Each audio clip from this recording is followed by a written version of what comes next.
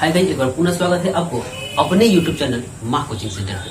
हाँ भाई, तो आज हम लोग आए हैं प्रश्नावली 7.1 के पास। और कल का जो वीडियो था उसमें हमने आपको निर्देशांक ज्यामिति के एक एक तोड़ बताया, और आज जो है उससे भी ज्यादा तोड़ बताएंगे। तो बने रहिएगा अंत तक, बहुत मजेदार लगेगा। तो देखिए, सबसे पहले तो हम प्रश्नावली के क्वेश्चन के पास नहीं जाएंगे और ना ही जाएंगे उदाहरण के पास। कुछ थ्योरी है, कुछ सिद्धांत है, उसको करेंगे, तब चलेंगे हम लोग पाठ के पास।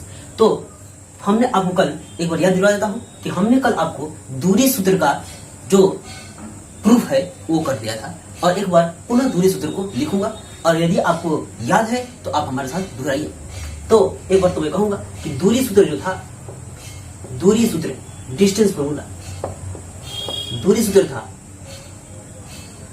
Under root x2 minus x1 का whole square, x2 minus x1 का होल स्क्वायर, और प्लस y2 माइनस y1 का होल स्क्वायर। चाहे तो आप इसको 10 बार गाना जैसा गा दीजिए, याद हो जाएगा। Under root x2 minus x1 का whole square, under root y2 minus y1 का whole square, under root x2 minus x1 का whole square plus y2 minus y1 का होल स्क्वायर। इस बात को 2-3 बार दोहरा दीजिएगा और बिल्कुल याद हो जाएगा, क्योंकि ये बड़ा बात कोई है नहीं। तो हम लोग क्या करेंगे कि आज और कल हमको बताना था, जो हमने तो बता दिया। क्या आपने उसको रिपीट कर लिया है? तो अगर रिपीट कर लिया होगा तो आपको बिल्कुल याद हो जाएगा। तो देखते हैं क्या हो रहा है। कल हमने एक क्वेश्चन आपको कराया था कि निम्न संख्याओं के बीच की दूरी को निकालिए। तो निम्न संख्याओं के बीच की दूरी को निकालिए, और हमने आपको निकालना सिखाया था। लेकिन अगर कोई नहीं देख पाया है, चाहिए चैनल की प्लेलिस्ट में आपको जरूर मिल जाएगा। तो आज हम लोग देखेंगे कि ये एक नंबर, आज हम लोग चल रहे हैं थ्योरी के पास। क्वेश्चन नहीं कर रहे हैं, हम लोग कर रहे हैं थ्योरी, यानी सिद्धांत कर रहे हैं। क्या सिद्धांत है इस क्वेश्चन का, क्या कहेगा पाठ में, ये आपको थ्योरी ही बतलाएगा। थ्योरी ही आपको बतलाएगा कि क्या करना है, और उसी सिद्धांत का पालन करके आप उसको बना लीजिएगा। तो सिद्धांत है पहला, एक नंबर, कि दी गई बिंदुएं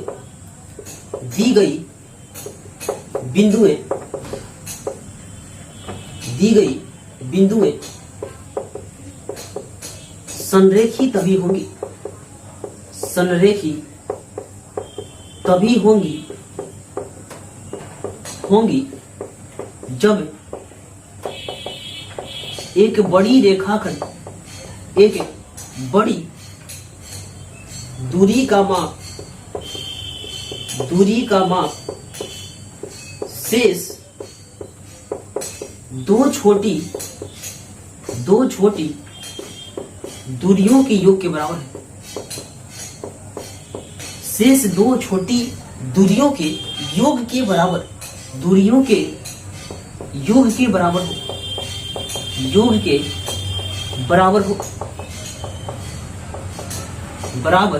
हो। कौन है वो छोटी दूरी, कौन है वो बड़ी दूरी, आपको देखना मिलेगा। तो देखिए, मान लिया कि 3 बिंदु हैं। एक बिंदु यहाँ पे है, मान लिया नाप हो गया A। एक बिंदु यहाँ पे है, मान लिया नाप हो गया B। और एक बिंदु यहाँ पे है, नाप हो गया C। यानी कि इसका नाम जो है हमने C रख लिया है। तो कहेगा कि ये तीनों बिंदु संरेखी हैं क्या? तो संरेखी के लिए सबसे पहले आपको इसको जोड़ देता हूँ और तो बताता हूँ। तो अगर आपको कहा जाए कि सबसे बड़ी दूरी का नाम बताओ, तो कहिएगा A से C चल जाएंगे तो सबसे बड़ा दूरी हो जाएगा। और दो छोटा छोटा दूरी बताओ, तो कहेंगे AB plus BC, AB plus BC। तो वही तो बात आ गया कि सबसे एक बड़ी दूरी का माप, यानी कि एक बड़ी दूरी का माप शेष दो छोटी दूरियों के योग के बराबर होना चाहिए। अर्थात कि AC बराबर होना चाहिए AB प्लस BC। और इनके निर्देशांक ये रहेंगे भाई, इसके निर्देशांक रहेंगे, मान लिया इसका x1 हुआ और कोमा y1, इसका निर्देशांक दिया रहेगा, और x2 कोमा y2, और इसका निर्देशांक दिया रहेगा x3 और y3। तो सबसे पहले आपको इसके बीच की दूरी निकालनी होगी, फिर इसके बीच की दूरी निकालनी होगी, और एक बार इस बड़े वाली दूरी निकालनी होगी। जब दूरी निकाल करके इस फॉर्मूला पर लगाइएगा, अगर संतुष्ट हो जाएगा, बराबर आ जाएगा, तो कहेगा संरेखी है, अन्यथा संरेखी नहीं है। बराबर नहीं होगा तो कह देगा संरेखी नहीं है। तो अब आपको समझ में आया होगा कि ये कथन क्या कर रहा है। आगे चलते हैं, देखें क्या हो रहा है। इसको हम अभी रफ करेंगे। क्योंकि आपको बहुत सारी बातों का ही बताना है। बने रहिएगा अंत तक। अब बात होगा अगला समदूरस्थ की। 2 नंबर बात होने वाला है समदूरस्थ। दी गई बिंदुएं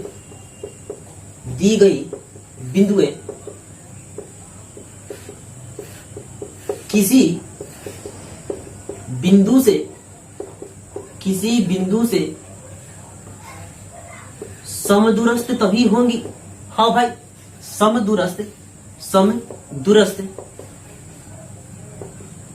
तभी होंगी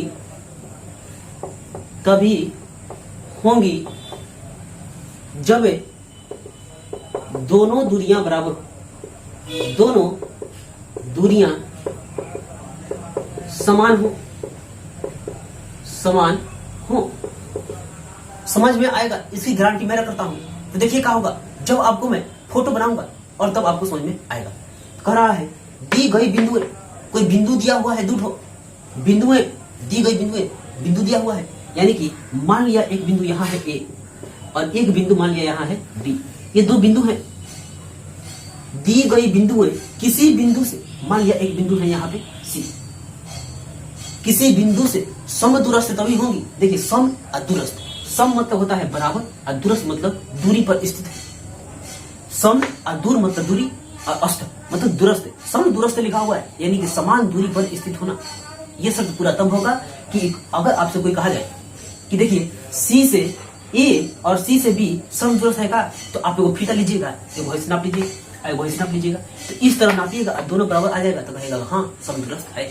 तो कहेंगे इसको ज्वाइन करिए, इसको ज्वाइन कर देते हैं, इसको भी ज्वाइन कर दीजिए, तो कहेंगे समदूरस्थ समान दूरी पे हो।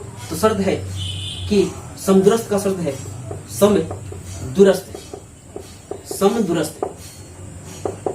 समदूरस्थ के लिए शर्त होगा कि AC बराबर BC, यानी कि AC बराबर BC, या कह दीजिएगा CA बराबर CB। ये तो कहिएगा A से C के पास जाइए या C के एक के पास जाइए तो AC कहिए चाहे CA कहिए, एक ही बात है। तो AC बराबर होना चाहिए BC, AC बराबर होना चाहिए BC। तो AC के बीच की दूरी निकाल लीजिएगा, दूरी सूत्र से, इसी दूरी सूत्र से निकाल लीजिएगा √x2 - x1 का whole square plus y2 - y का होल स्क्वायर। हाँ, तो चलते हैं आगे। अगला शर्त क्या होगा? शर्त होगा 3 नंबर। 3 नंबर शर्त होगा। इसी शर्त को समझिए और पाठ आपका हो जाएगा। हाँ, पाठ आपका हो जाएगा। शर्त समझना पड़ेगा। 3 नंबर बात है, 3 नंबर बात कर रहा है दी गई बिंदुएं समबाहु त्रिभुज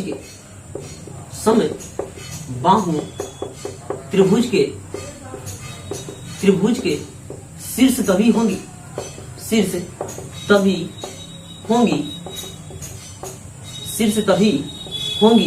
जब, क्या है जब? तो एक त्रिभुज हमको बनाना पड़ेगा। आपके लिए एक त्रिभुज बनाएंगे तो बनाते हैं। देखिए हमने बना लिया A B और यहाँ नाम दे दिया C। हाँ भाई, A B और C नाम दे दिया। ये समबाहु त्रिभुज कब होगा? तो समबाहु त्रिभुज का शर्त जो है आप जानते हैं कि जिस त्रिभुज की सभी भुजाएं आपस में समान हो। हाँ, जिस त्रिभुज की सभी भुजाएं आपस में समान हो समबाहु त्रिभुज कहलाएगा। मतलब जो है जितना होना चाहिए AC AB उतने होना चाहिए BC और उतना ही होना चाहिए AC, यानी कि जब तीनों बराबर हो जाएंगे तो समबाहु त्रिभुज कहलाएंगे। तो कहेंगे दी गई बिंदुएं समबाहु त्रिभुज के शीर्ष तभी होंगी जब, क्या? जब कि AB बराबर BC बराबर AC, यानी कि जब तीनों दूरियां बराबर हो जाएंगी तो ये समबाहु त्रिभुज के शीर्ष कहलाएंगे। ठीक है, तो चलते हैं आगे। शर्त होगा 4, इसको तो पहले रब कर लेते हैं। दी गई बिंदुएं, अगला शर्त 4, दी गई बिंदुएं समद्विबाहु त्रिभुज। हाँ भाई, समद्विबाहु, अगला बात है समद्विबाहु त्रिभुज के शीर्ष तभी होंगी जब। तो जब के लिए आपको रुकना पड़ेगा क्योंकि हमको फोटो बनाना है और फोटो बनाऊंगा तभी तो दिमाग में जाएगा। तो देखिए यहाँ पे हम एक समद्विबाहु त्रिभुज बना लेते हैं और नाम देते हैं A बी और इन्होंने मिल गया सी। तो समद्विबाहु त्रिभुज का शर्त क्या था कि जिस त्रिभुज की कोई दो भुजाएं, कोई दो यानी कि तीन बाजू थे, एक भुजा एक भुजा एक भुजा, तीन भुजाएं थी, उसमें से कोई दो भुजा आपको बराबर मिल जाएंगे तो समद्विबाहु त्रिभुज कहलाएंगे। इसका मतलब जो है यदि हमको ए बी बराबर मिल जाए एसी के तो कह देंगे कि दिया गया त्रिभुज जो है समद्विबाहु त्रिभुज है। तो लिखेंगे दी गई बिंदुएं समद्विबाहु त्रिभुज के शीर्ष तभी कहलाएंगी, तभी होंगी जब ए बी बराबर हो जाए एसी के। हाँ, और ये जरूरी नहीं है कि जो हम नाम लिख दिए हैं एबीसीडी आपको PQRS, हाँ ABCD DEF TUR ये सब कुछ भी नाम मिल सकता है, लेकिन आपको मात्र और मात्र एक ही बात ध्यान रखना है कि कोई दो भुजाओं का योग नहीं बल्कि दो भुजाओं का माप आपस में समान हो जाए तो इसको आप कह दीजिएगा समद्विबाहु त्रिभुज है। और विषमबाहु त्रिभुज का शर्त तो आप जानते हैं, विषमबाहु त्रिभुज का आप शर्त जानते हैं, क्या शर्त जानते हैं कि यही शर्त जानते हैं कि दी गई बिंदुएं विषमबाहु त्रिभुज के शीर्ष तभी कहलाएंगे जब कोई भी भुजा समान न हो, यानी कि प्रत्येक भुजाएं, उसको लिख भी देता हूं और बात हो जाएगा 5, बात होगा 5। दी गई बिंदुएं विषमबाहु त्रिभुज,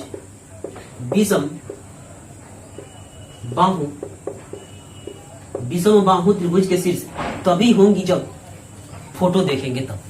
हाँ, तस्वीर देखिए, यहाँ पे फिगर देखिए,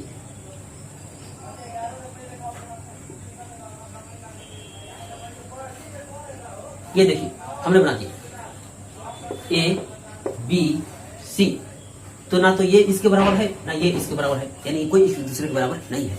तो तब जब AB बराबर नहीं हो BC बराबर नहीं हो AC, यही तो शर्त है, यानी कि कोई भी आपस में बराबर नहीं होना चाहिए, विषम होना चाहिए, कोई भी बराबर नहीं होना चाहिए। तो दी गई बिंदुएं विषमबाहु त्रिभुज के शीर्ष तभी होंगी जब सभी भुजाओं के माप जो है असमान होना चाहिए। तो चलते हैं और हमको 4 शर्तें और आपको समझाना है चतुर्भुज के बारे में। तो चतुर्भुज का शर्त हम लोग बाद में बताएंगे। और चल तो अगला शर्त जो होने वाला है 6 नंबर शर्त है कि दी गई बिंदुएं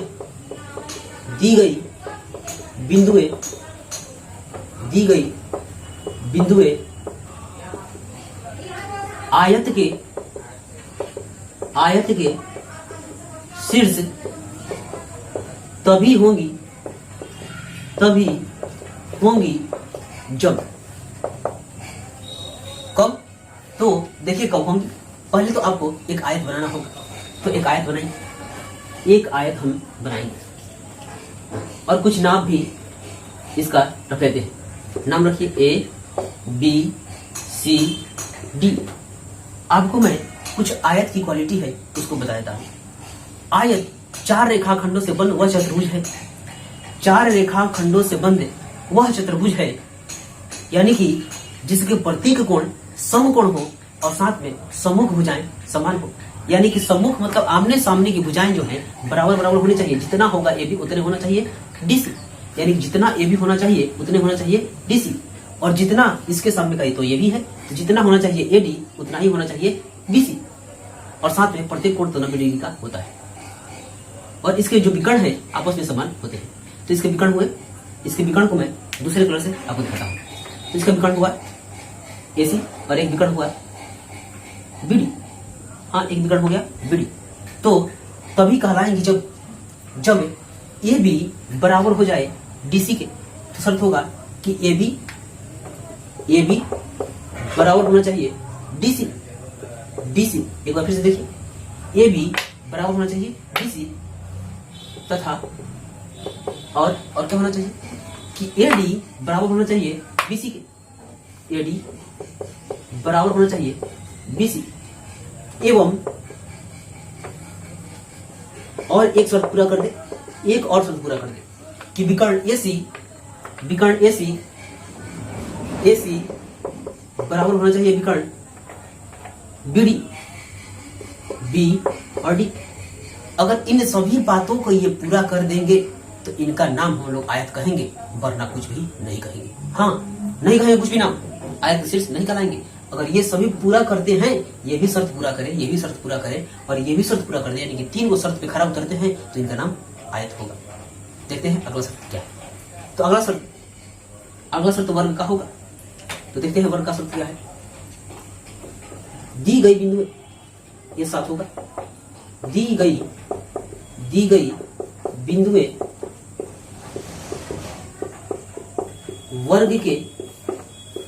वर्ग के शीर्ष तभी होंगी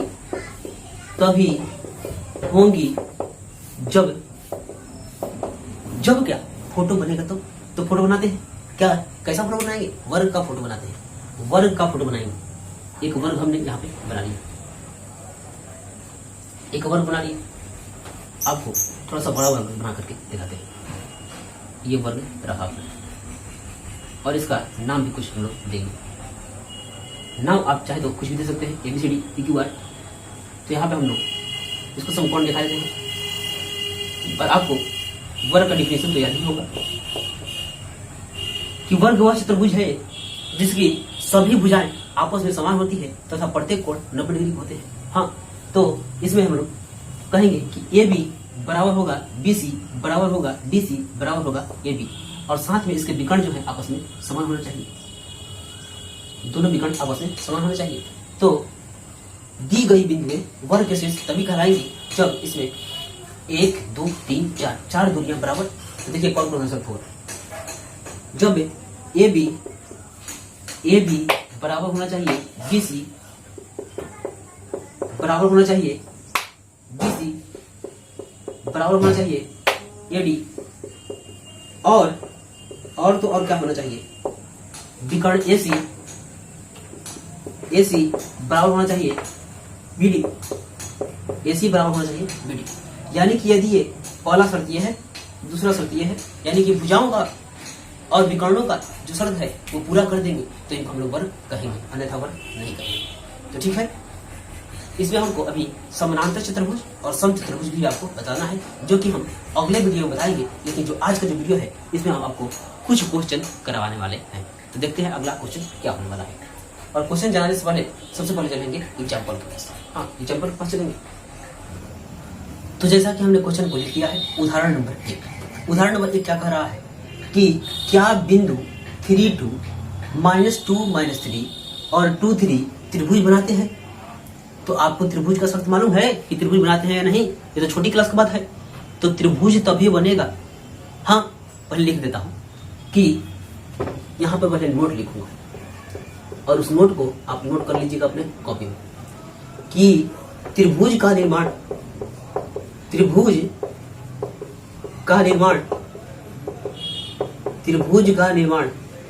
किसी भी त्रिभुज का निर्माण तभी होगा जब दो भुजाओं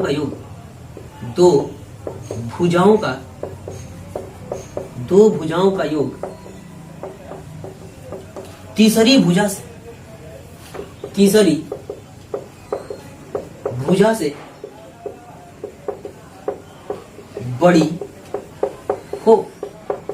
अगर आपको कह दे कि 3 2 3 4 और 5 3 सेंटीमीटर 4 सेंटीमीटर और 5 सेंटीमीटर से त्रिभुज का निर्माण कर लीजिएगा। देखिए, दो भुजाओं को जोड़िए, यानी कि 3 और 4 कितना हो गया 7। तो दो भुजाओं का योग तीसरी भुजा से बड़ा है, यानी कि 7 जो है 5 से बड़ा है, तो त्रिभुज बनेगा। अगर आपसे कह दे 1 1 2, कह देगा कि 1 सेंटीमीटर और 2 सेंटीमीटर लेकर के त्रिभुज बनाइएगा, तो ये शर्त पूरा बनिए। तो दो भुजाओं का योग, दो को जोड़ दीजिए, तो 1 और 1 2। तीसरी भुजा से बड़ा है नहीं है, बराबर आ गया है, इसका मतलब जो है त्रिभुज नहीं बनेगा। तो शर्त यही है कि दो त्रिभुज का निर्माण तभी होगा जब दो भुजाओं का योग तीसरी भुजा से बड़ी होना चाहिए। तो हम लोग बनाएंगे तीसरी भुजा से बड़ा कैसे होता है, अभी इसको रफ करेंगे। पहले तो आपको एक फोटो बनाना पड़ेगा, आप फोटो से बहुत बढ़िया समझ जाइएगा। तो फोटो चाहिए, हम एक त्रिभुज बनाएंगे, एक त्रिभुज बनाएंगे आपके लिए। यहाँ पे हमने एक त्रिभुज बना लिया और नाम दे दिया A B और C।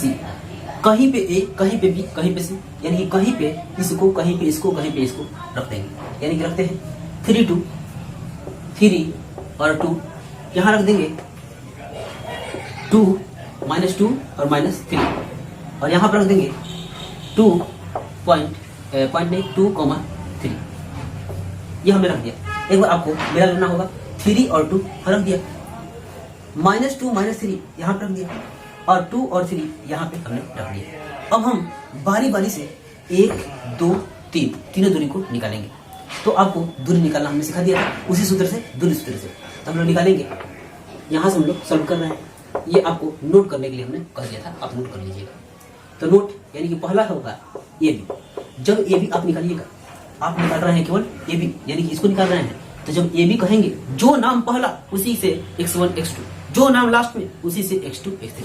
हाँ, तो देखिए यहाँ से ए और बी कह रहे हैं, तो यहीं से चालू करिए, x1 y1, और यहाँ करिए x2 y2 कह दिया। अब सूत्र लगाइए, दूरी सूत्र का प्रयोग करिए, √x2 - x1 का whole square plus y2 - y1 का होल स्क्वायर। तो यहां से होगा √x2 - x1, x2 - x1 यानी कि -2 -3, -2 और -3 का होल स्क्वायर। देखिए तो एक बार फिर से देखिए, x2 चाहिए तो x2 कितना है, -2 है, और फिर माइनस लगाना है तो माइनस लगा लिया, फिर लिखना है x1, तो x1 कितना है, 3। उसके बाद प्लस y2 - y1 का होल स्क्वायर। तो y2 कौन है, y2 कौन है, -3, तो -3 माइनस y1 2 का होल स्क्वायर। तो यहां से हो जाएगा -2 और -3, -2 और -3 कितना होगा, -5 का स्क्वायर, और -3 -2 -5 का होल स्क्वायर।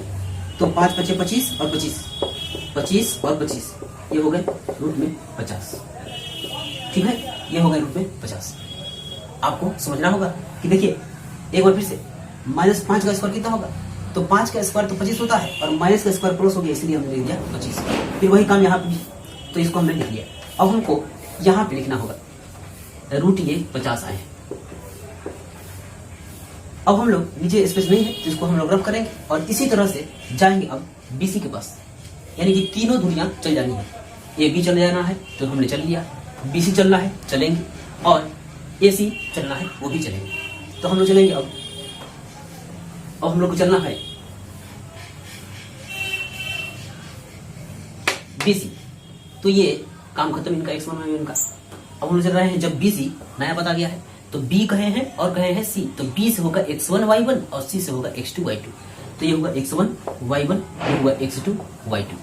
अब निकालिए, तो यहाँ BC बराबर √x2 - x1 का whole square plus y2 - y1 का होल स्क्वायर। बार बार लिखूंगा और याद भी करवा दूंगा, बोलते बोलते याद करवा दूंगा, सुनते रहना होगा।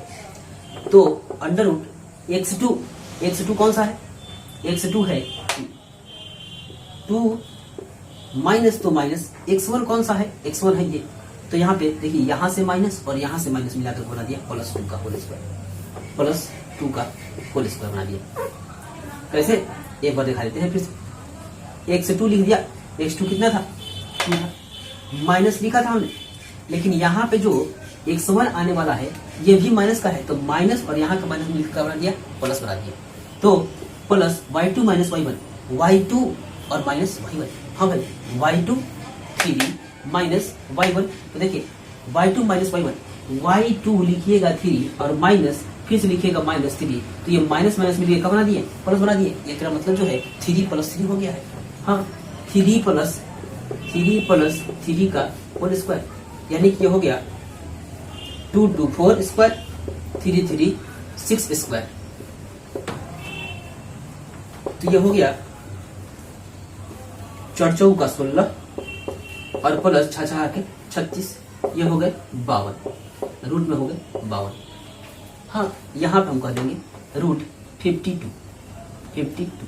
अब मात्र और मात्र एक ही दूरी बची हुई, उसको हम लोग निकालेंगे, यानी कि मात्र बचा हुआ है A और C, AC बचा हुआ है, उसको भी निकाल लेते हैं। अब यहाँ से x1 y1 का काम खत्म हो गया है, निकालेंगे अब हम लोग AC निकालते हैं। तो AC निकालेंगे, वही सूत्र x2 माइनस x1 का होल स्क्वायर, हाँ कहिए x2 माइनस x1 का whole square plus y2 minus y1 का होल स्क्वायर। तो देखते हैं x2 माइनस x1, तो इसमें हम लोग चल रहे हैं AC के पास। जब AC के पास चलेंगे तो यहीं से हो जाएगा x1, ये हुआ y1 और ये हो जाएगा x2 और ये हो जाएगा y2। तो कह रहा है x2 माइनस x1 का होल स्क्वायर, इसका मतलब जो है 2 माइनस 3 का होल स्क्वायर, 2 माइनस 3 का होल स्क्वायर। तो चलिए तो लिखिए 2 माइनस 3 का whole square plus y2 minus y1, तो y2 माइनस y1 इसका मतलब है 3 माइनस 2 का होल स्क्वायर, 3 माइनस 2 का होल स्क्वायर, हाँ 3 माइनस 2 का होल स्क्वायर। तो हम लोग करेंगे 2 में से 3 जाएगा तो -1 का होल स्क्वायर और प्लस 3 में से 2 जाएगा तो केवल और केवल 1 का होल स्क्वायर। तो 1 का स्क्वायर करिए या -1 का होल स्क्वायर करिए 1 ही आएगा, तो होगा अंडर रूट 1 प्लस 1 यानी कि आया अपना √2, ये आ गया √2। तो हमको शर्त था क्या कि दो भुजाओं का योग तीसरी भुजा से बड़ी होनी चाहिए, तो दो भुजाओं का योग तीसरी भुजा से बड़ी होनी चाहिए, ये हम लोग करेंगे।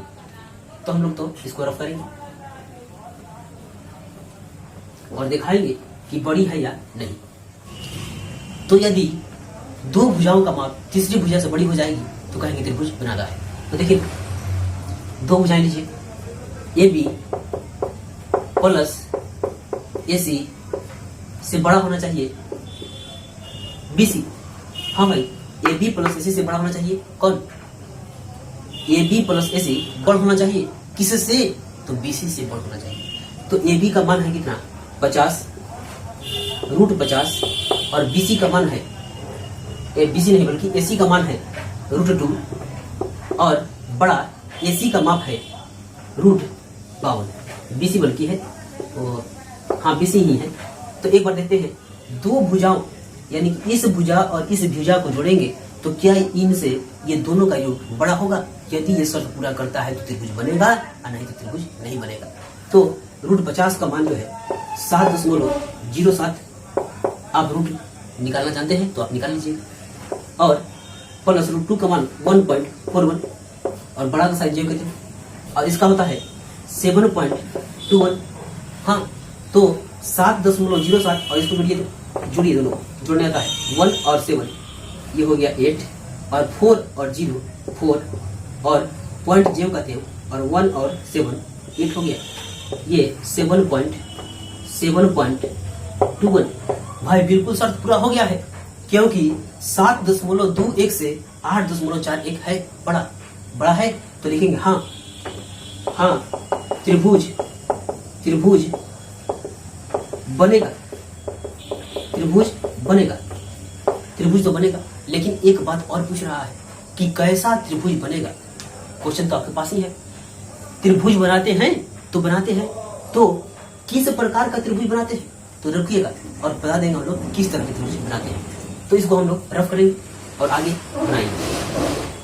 किस प्रकार के त्रिभुज बनाएंगे तो देखिए तो कि क्या कर्ण का वर्ग लंब का वर्ग और आधार के वर्ग के बराबर हो रहा है। तो हम लोग क्या करते हैं कि इसको मानते हैं कर्ण क्योंकि ये सबसे बड़ा है, इसको मानते हैं लंब, इसको मानते हैं आधार। तो लिखेंगे कि चूंकि